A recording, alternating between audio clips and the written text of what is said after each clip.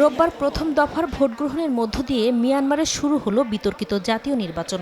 সামরিক সরকারের ঘোষণা অনুযায়ী মিয়ানমারের জাতীয় নির্বাচন হবে ৩ ধাপে। দ্বিতীয় ধাপ আগামী বছরের ১১ জানুয়ারি এবং ২৫ জানুয়ারি হবে তৃতীয় দফার ভোট গ্রহণ।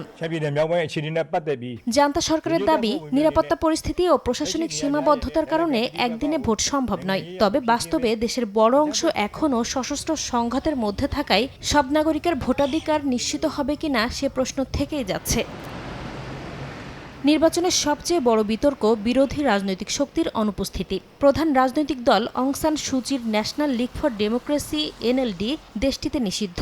কারাগারে আছেন দলটির শীর্ষ নেতারা। নির্বাচন বর্জনের ঘোষণা দিয়েছে একাধিক দলও। ফলে ভোটের মাঠে শক্তিশালী বিরোধী না থাকায় এই নির্বাচনকে অনেকেই বলছেন নিয়ন্ত্রিত বা পূর্ব নির্ধারিত ফলের নির্বাচন। তবে ভোটে জনগণের সমর্থন রয়েছে বলে দাবি করেছে জান্তা সরকার। ১৩টি মশলার এক দারুণ কম্বিনেশনে তৈরি ইফাত রশিদ বিরিয়ানি মশলা। উৎসব এখন প্রতিদিন।